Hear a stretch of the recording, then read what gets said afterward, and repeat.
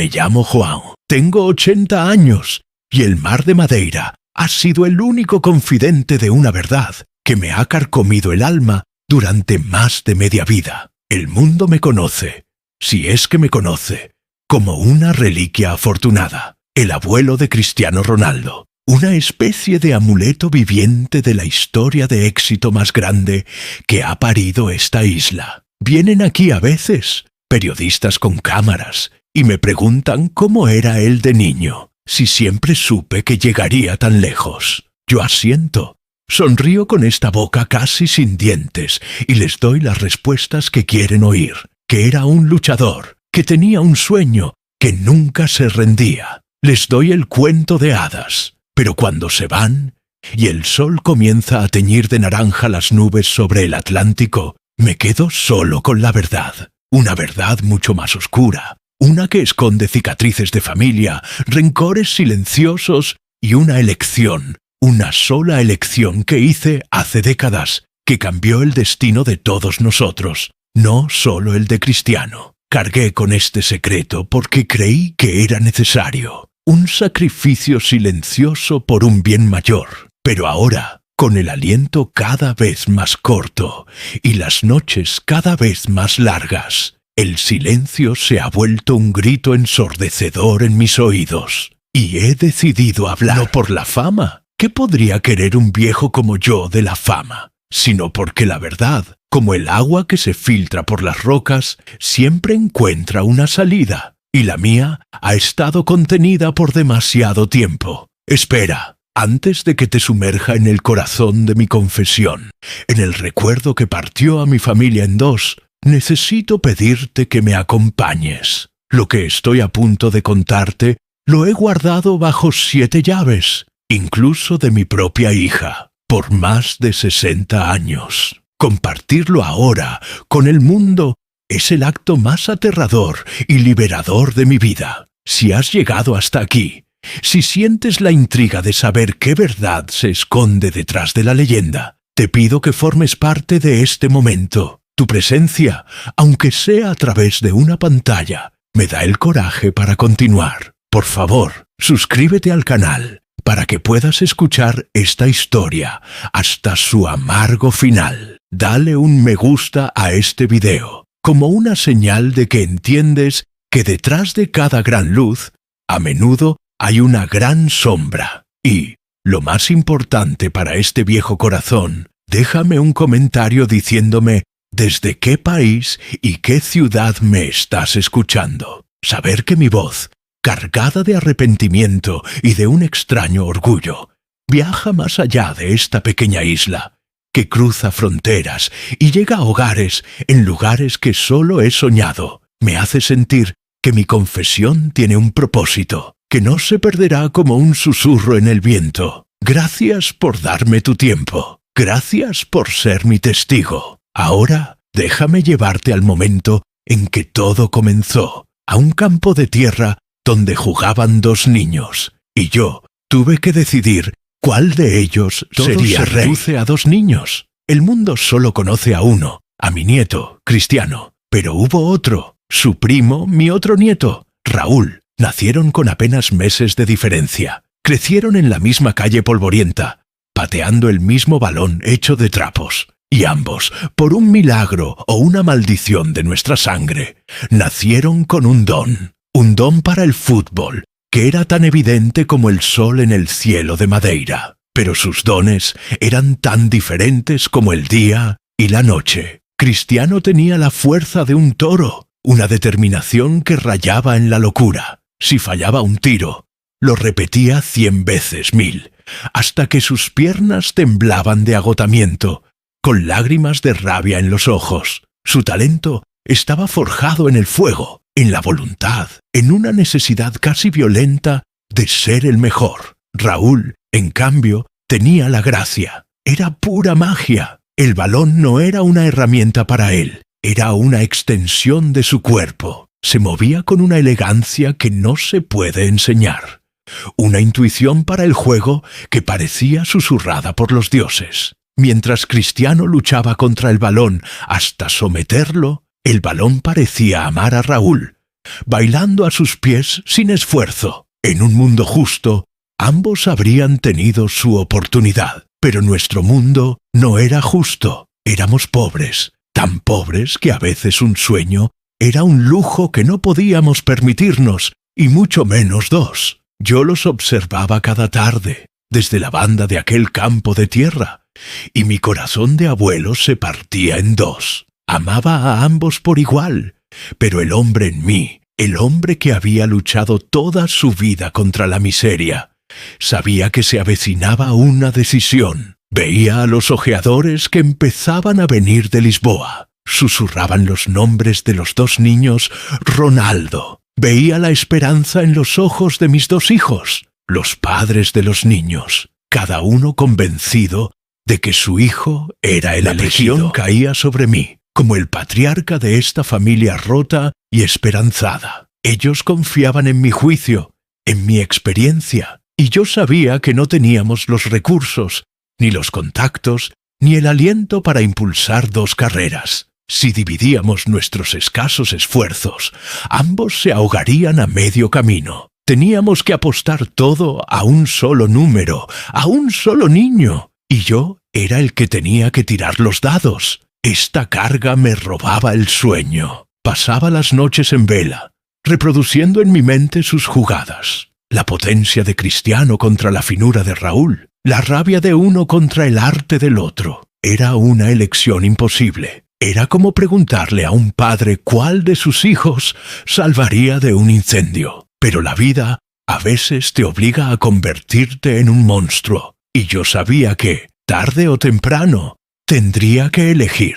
Tendría que mirar a uno de mis nietos a los ojos y, en silencio, sentenciar su futuro a la oscuridad, para que el otro pudiera tener una oportunidad de alcanzar el sol. No sabía entonces que mi decisión no solo definiría sus vidas, sino que también sembraría una semilla de amargura y resentimiento que envenenaría a nuestra familia para siempre. Una herida secreta cuyo pus, incluso hoy, sigue corriendo bajo la superficie brillante de la historia de éxito que todo el mundo admira. La tormenta que se gestaba en mi interior finalmente estalló en una tarde tranquila de primavera. Recuerdo el olor de las flores y la brisa salada que llegaba del puerto, una paz que contrastaba violentamente con la guerra que estaba a punto de librarse dentro de mi alma. El cartero, un hombre al que conocía de toda la vida, me entregó una carta con una expresión de emoción contenida. El sobre era grueso, de un blanco importante, y llevaba el escudo verde y blanco del Sporting de Lisboa. Mi corazón dio un vuelco, un salto doloroso en mi pecho que era una mezcla de terror y euforia. Sabía lo que era. Era la oportunidad, la única que probablemente tendríamos. Me encerré en la pequeña cocina, el corazón de nuestra humilde casa, y con los dedos temblorosos rompí el sello. La carta estaba dirigida a mí, a João Alves, como cabeza de familia. Y las palabras que leí confirmaron mis mayores esperanzas y mis peores miedos. Un ojeador había quedado impresionado no por uno, sino por los dos niños. La carta hablaba del poderoso y determinado Cristiano, y del elegante y talentoso Raúl, y nos invitaba formalmente a ambos a Lisboa para una semana de pruebas. El club, en un gesto de generosidad que me pareció a la vez una bendición y una maldición, incluía 2 billetes de ferry y ofrecía alojamiento para los 2 niños en su academia durante esa semana. Mis manos, que habían soportado el peso de cajas, redes y herramientas durante 60 años, nunca sintieron una carga tan pesada como la de aquel trozo de papel. 2 billetes, 2 oportunidades, un solo futuro. Me senté en la silla de madera, la misma en la que mi padre se sentaba a contar las míseras monedas al final del día, y me quedé mirando la carta durante horas, hasta que la luz del sol se desvaneció y la cocina quedó en penumbra. Esa noche no dormí. Fui un fantasma en mi propia casa, vagando de una habitación a otra, mientras el resto de la familia dormía. ajena a la decisión divina o demoníaca que yo tenía en mis manos. Salí al patio trasero. La luna llena iluminaba la pared contra la que Cristiano, incansable, había pateado el balón, hasta dejar una marca oscura y circular, como una cicatriz en nuestra casa. Era una marca de su obsesión, de su furia por conquistar un objeto inanimado, de su negativa a aceptar cualquier cosa que no fuera la perfección dictada por su propia voluntad. Él veía el fútbol como una guerra que tenía que ganar. Luego miré hacia la casa de al lado, donde vivía mi otro hijo con su familia. La luz de la habitación de Raúl estaba apagada. Él dormía. Era un niño tranquilo, soñador. El fútbol para él no era una guerra, era un baile, una expresión de alegría. Sentía la necesidad de practicar hasta la extenuación, porque las jugadas simplemente fluían de él, naturales como la respiración. Y ahí, en el silencio de la noche, comencé mi juicio. Comencé a construir la justificación para el crimen que estaba a punto de cometer. Me dije a mí mismo que el mundo del fútbol profesional no era un baile. Era una picadora de carne, un lugar cruel y competitivo que devoraba a los artistas y recompensaba a los soldados. El talento puro de Raúl, su alma gentil, sobreviviría a los vestuarios llenos de tiburones, a los entrenadores despiadados, a la presión de estadios con 100.000 personas gritando. Probablemente no, se marchitaría, se rompería y volvería a casa con el corazón destrozado, quizás odiando el mismo don que una vez le dio tanta alegría. Pero Cristiano era diferente. Él ya estaba roto por dentro, de la misma manera que yo lo estaba. Llevaba una rabia interior, una insatisfacción perpetua, un motor de furia que lo empujaba a ir siempre más allá. El mundo cruel del fútbol no lo destruiría, lo alimentaría, se deleitaría con la competencia, usaría el odio de los rivales como combustible. Él no era un artista, era un conquistador. Estaba hecho del mismo material que los generales y los reyes. Era la elección lógica, la elección segura, pero no era la elección justa. Y esa era la verdad que me atormentaría si dijera que fue una decisión puramente racional. Había algo más, algo que me avergüenza admitir. En la rabia de Cristiano, en su lucha constante contra el mundo, me veía a mí mismo, veía mi propia batalla contra la pobreza, contra la humillación. Su ambición era la continuación de mi propia guerra inacabada. En cambio, la gracia de Raúl era algo ajeno a mí, algo que yo admiraba, pero no comprendía, como una pintura hermosa o una pieza de música clásica. Y en el momento de la verdad, aposté por el reflejo de mi propia oscuridad, no por la luz que no entendía. Al amanecer, había tomado mi decisión. Volví a la cocina, con el estómago revuelto y un sabor amargo en la boca. Tomé la carta del Sporting.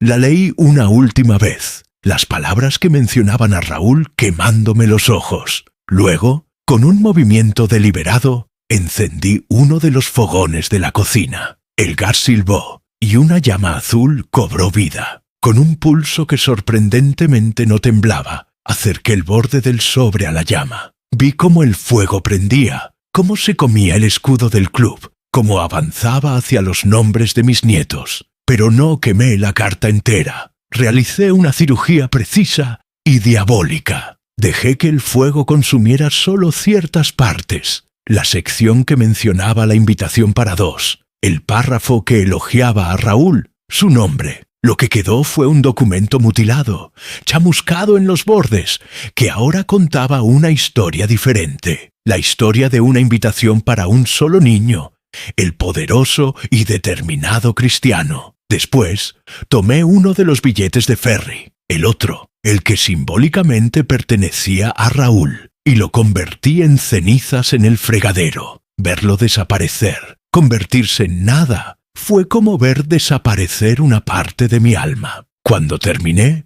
me lavé la cara y las manos, como si pudiera limpiar la suciedad de mi conciencia. Esa mañana reuní a la familia, a mis 2 hijos, a mis 2 nueras. Mostré la carta quemada. Les conté la mentira que había ensayado durante toda la noche. Hubo un pequeño incendio. Mentí. Un accidente con una vela. Casi la pierdo. Les expliqué que el Sporting solo había visto el potencial verdadero en uno de ellos, en Cristiano. Les dije que los ojeadores buscaban a un luchador, y que aunque ambos eran buenos, solo uno tenía el espíritu que se necesitaba. Vi el orgullo hinchar el pecho de Dolores, y vi la luz apagarse en los ojos de mi otro hijo, el padre de Raúl. Vi su decepción, su dolor, pero también su resignación. ¿Cómo iba a dudar de su propio padre? ¿Cómo iba a cuestionar un documento oficial, aunque estuviera quemado? Aceptó mi palabra, aceptó la sentencia, y en ese momento el cisma en nuestra familia abrió una grieta invisible pero profunda, una herida que nunca sanaría porque estaba basada en una traición que solo yo conocía. Sacrifiqué a un nieto, engañé a un hijo y me condené a mí mismo a una vida de culpa silenciosa, todo en el altar del sueño de Cristiano. Y la parte más terrible es que, mientras veía el rostro de mi nieto iluminarse con la noticia, una parte de mí, la parte más oscura y fría, no sintió remordimiento, sino el amargo triunfo de haber asegurado que mi apuesta, mi única y terrible apuesta, estaba en marcha. El día que Cristiano partió para Lisboa, se grabó en mi memoria no como una imagen, sino como una serie de sensaciones físicas que todavía, en mis noches más solitarias, vuelven para atormentarme. Recuerdo el peso opresivo del aire húmedo en el puerto de Funchal, cargado de sal y del olor a pescado, un olor que para mí siempre sería el perfume de la esperanza y la desesperación mezcladas. Recuerdo el sonido agudo y melancólico de la sirena del ferry, un lamento metálico que parecía llorar por los que se iban y por los que se quedaban. Y sobre todo, recuerdo el tacto de la pequeña y huesuda mano de Cristiano dentro de la mía, apretando con una fuerza que desmentía sus 10 años, como si temiera que si me soltaba, el sueño entero se desvanecería. Toda la familia estaba allí, en un semicírculo torpe y silencioso en el muelle. Dolores, mi hija, lloraba en silencio, las lágrimas trazando surcos limpios en su rostro preocupado. Mi hijo, el padre de Raúl, había venido con su familia. Un gesto de apoyo que me pareció una puñalada en el corazón. Él mantenía una distancia educada, su rostro una máscara impenetrable de cortesía forzada. Pero fue la imagen de Raúl la que casi me hace flaquear. Estaba de pie un poco apartado del grupo, junto a su padre, con las manos en los bolsillos. No miraba a Cristiano, miraba el ferry, ese monstruo blanco que se llevaría a su primo al futuro que él creía que no le correspondía. En su rostro ya no había la alegría despreocupada de antes. Había una sombra, una madurez prematura y amarga que no debería pertenecer a un niño de su edad. Cuando llegó el momento de la despedida, abracé a Cristiano. No le dije que estaba orgulloso, no le di palabras de ánimo. Me incliné y le susurré al oído, con una dureza que sorprendió incluso a mí mismo. No vuelvas aquí sin haberlo conquistado todo. No tienes permiso para fracasar. No era el consejo de un abuelo. Era la orden de un general a su único soldado. Él me miró, y en sus ojos no vi miedo, sino un destello de comprensión. Asintió, una sola vez. En ese momento, éramos cómplices en un crimen que solo yo entendía. Mientras lo veía subir por la pasarela, una pequeña figura arrastrando una bolsa demasiado grande, sentí un torbellino de emociones contradictorias. Había un orgullo oscuro, la satisfacción de un estratega que ha movido su pieza clave. Pero debajo de eso había una capa helada de culpa y un miedo paralizante. Acababa de apostar el alma de mi familia en ese niño. Su éxito no era una opción, era una necesidad existencial para justificar mi traición. Si fracasaba, no solo se destruiría a sí mismo, sino que la verdad de mi pecado quedaría expuesta para siempre, sin la deslumbrante luz del éxito para ocultarla. Los años que siguieron fueron una lenta tortura. La ausencia de Cristiano dejó un hueco, pero fue la presencia de Raúl la que se convirtió en un recordatorio constante de mi falta. El niño que antes parecía bailar con el balón comenzó a desvanecerse. Al principio, intentó seguir jugando, pero la magia se había ido. La alegría había sido reemplazada por un esfuerzo mecánico. El don que antes fluía de él, sin pensarlo ahora, parecía bloqueado, ahogado por la duda y el resentimiento. Lo veía en el campo de tierra, intentando un regate que antes le salía con los ojos cerrados y fallando. Veía cómo la frustración apretaba su mandíbula. Y lo peor era que, a veces, levantaba la vista y sus ojos se encontraban con los míos. En su mirada, yo no veía el odio de un niño, sino algo mucho más devastador: la confusión. Él no entendía por qué el juego ya no lo amaba. No entendía qué había cambiado. Y yo, que tenía la respuesta, tenía que desviar la mirada, fingiendo no darme cuenta. Mi silencio una mentira más que se añadía a la pila. Con el tiempo, dejó de jugar por completo. El campo de tierra se convirtió en un lugar que evitaba. Cambió el balón por la compañía de chicos mayores, chicos que no hablaban de sueños, sino de la dura realidad de la vida en la isla. El fútbol, para él, se convirtió en una herida que no quería que nadie tocara. Esta transformación silenciosa fue el veneno que terminó de agrietar a nuestra familia. Las comidas de los domingos, que antes eran reuniones ruidosas y alegres, se volvieron eventos tensos y cargados de silencios incómodos. Mi hijo, el padre de Raúl, apenas me dirigía la palabra. Hablábamos del tiempo, de la pesca, de todo y de nada, pero el tema central de nuestras vidas, el fútbol, el futuro de los nietos,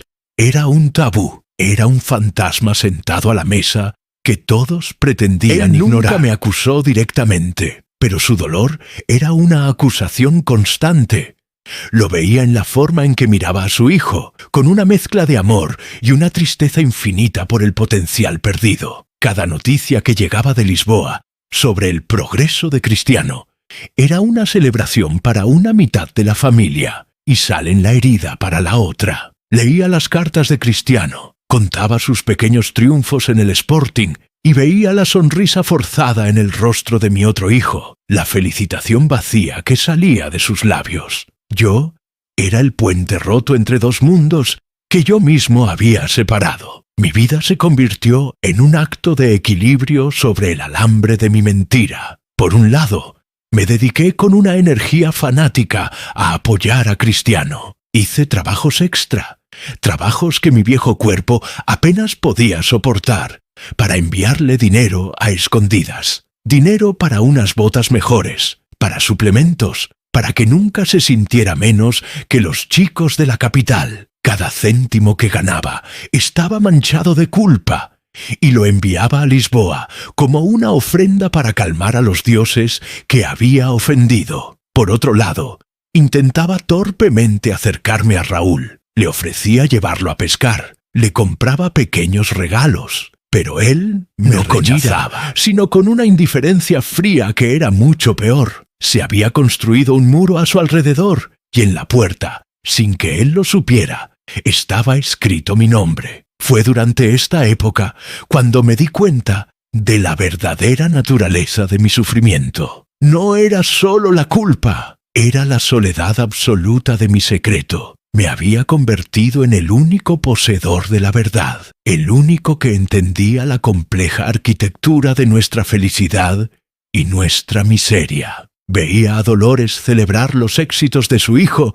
sin saber que su alegría estaba construida sobre la tristeza de su sobrino. Veía a mi otro hijo lamentar el fracaso de su hijo, sin saber que no fue el destino, sino yo, quien le había robado su oportunidad. Estaba atrapado en el centro de la red que yo mismo había tejido, y cada movimiento de los demás, cada alegría, cada pena, hacía vibrar los hilos y me recordaba mi posición como la araña en el centro de todo. Me convertí en un experto en la mentira, no solo con palabras, sino con silencios, con gestos, con miradas. Y cada día un pedazo más de mi verdadero yo moría, reemplazado por este guardián de secretos, este manipulador de destinos que había sacrificado la paz de su familia por la gloria de un solo hombre. La explosión de Cristiano no fue gradual, fue un trueno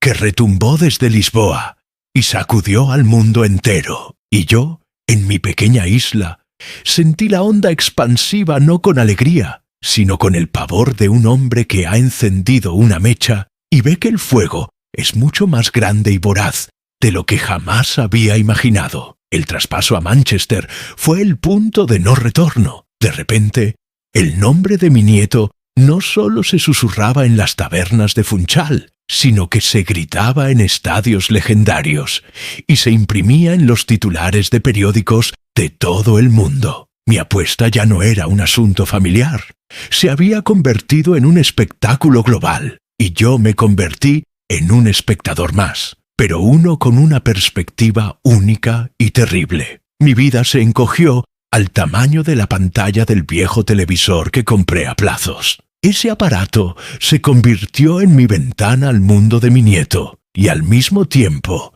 en el espejo de mi propia soledad.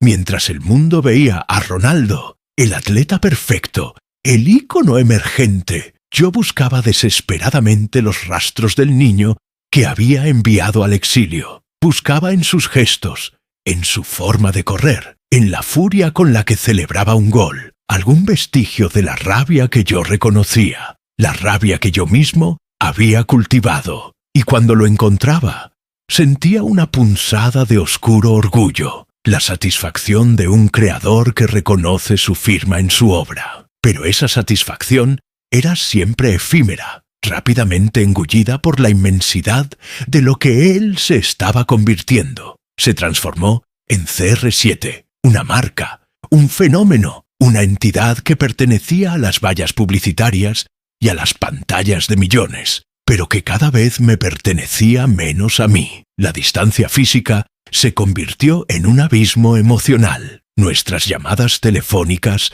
se volvieron escasas, conversaciones torpes entre un viejo pescador y un dios del Olimpo. ¿De qué podíamos hablar? Podía yo contarle que su primo Raúl se había casado en una ceremonia humilde. Podía contarle que mi espalda me mataba cada mañana. ¿Y qué podía contarme él a mí? ¿El rendimiento de sus acciones? ¿La velocidad de su nuevo coche deportivo? Éramos extraños unidos por un pasado que solo yo conocía en su totalidad. El verdadero precio de mi decisión, sin embargo, no lo pagaba en estas conversaciones fallidas, sino en el silencio de mi propia familia. La fama y la fortuna de Cristiano, que deberían haber sido una bendición para todos, actuaron como un ácido que corroía los ya frágiles lazos que nos unían. El dinero que él enviaba a casa, sus regalos generosos, no eran vistos como un gesto de amor, sino como el pago de una deuda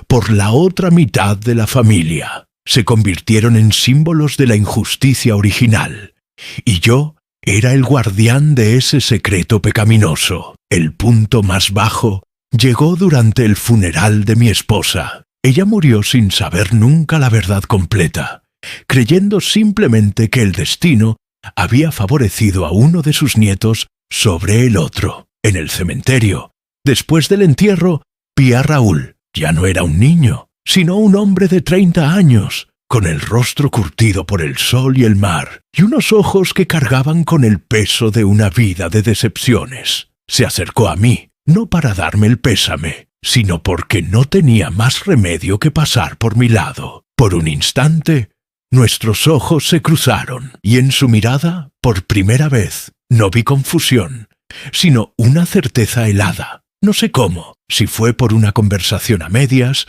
por una pieza del rompecabezas que finalmente encajó, o simplemente por la intuición que nace del dolor crónico, pero supe que él lo sabía, o que, al menos, sospechaba la verdad de mi traición. No dijo una palabra, pero su silencio fue más elocuente que cualquier grito. Fue un silencio lleno de años de preguntas sin respuesta, de oportunidades perdidas, de un futuro robado. En ese momento, bajo el sol pálido de un cementerio de Madeira, sentí todo el peso de mi vida caer sobre mí. La gloria de Cristiano, sus balones de oro, sus ligas de campeones. Todo se desvaneció, reducido a cenizas por la mirada vacía de mi otro nieto. Me di cuenta de que había ganado la batalla, pero había perdido la guerra. Había logrado crear un rey, pero a cambio había destruido a mi familia y había condenado a Raúl a una vida a la sombra de lo que podría haber sido. ¿De qué servía que el mundo entero coreara el nombre de Ronaldo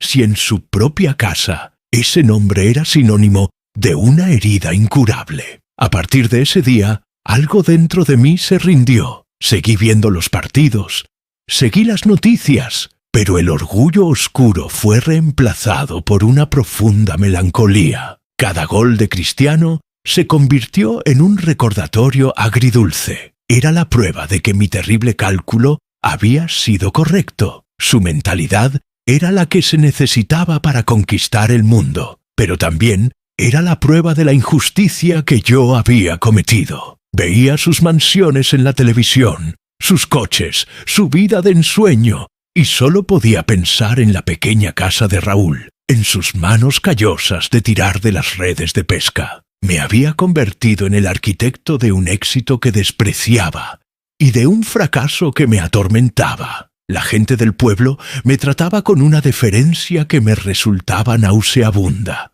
Me veían como el patriarca de una dinastía, el sabio abuelo que supo ver la grandeza. Si supieran que no fui un sabio, sino un jugador desesperado que apostó el alma de un nieto y ganó. Si supieran que cada noche, cuando cierro los ojos, no veo los trofeos ni los estadios llenos, sino el rostro de un niño de 10 años, cuya magia apagué con mis propias manos para que el fuego de otro pudiera arder con más fuerza. La victoria de Cristiano no me trajo la paz, sino que me sentenció a una vida de exilio interior, a ser el único prisionero en una cárcel cuyo crimen solo yo conocía. Ahora, en el umbral de la muerte, con el mundo reducido al espacio entre mi cama y la ventana, desde la que apenas distingo el brillo del mar, el tiempo ha perdido su filo. Los días y las noches se funden en un crepúsculo grisáceo, poblado únicamente por los fantasmas de mis decisiones. El odio y la ambición que me impulsaron durante décadas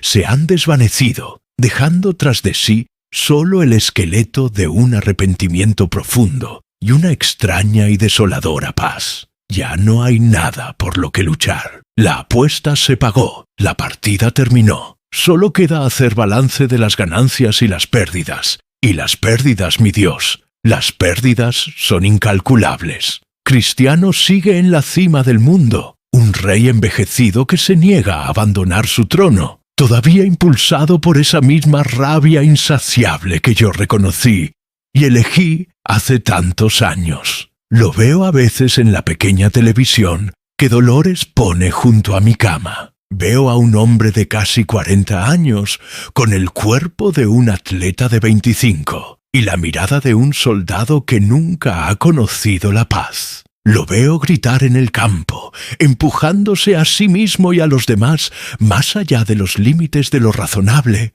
y me pregunto, ¿cuándo se detendrá? Le di tanto combustible que el motor no sabe cómo apagarse. Lo condené a una victoria perpetua, a una vida sin la dulce liberación de decir, es suficiente. Quizás ese fue mi mayor pecado, no robarle el futuro a Raúl, sino robarle a Cristiano la posibilidad de un final tranquilo, de una vida más allá de la guerra que yo empecé en su nombre. Él cree que es su voluntad, su mérito, y lo es, pero yo sé cuál fue la semilla de esa voluntad de hierro, y fue una semilla de mi propia cosecha, regada con la amargura de mi pasado y el sacrificio de otro. Hace unas semanas sucedió algo inesperado. Raúl vino a verme. Su padre, mi hijo, había muerto unos meses antes, y supongo que sintió una especie de deber final. Entró en mi habitación, ahora un hombre hecho y derecho, padre de sus propios hijos, con la misma mirada tranquila y triste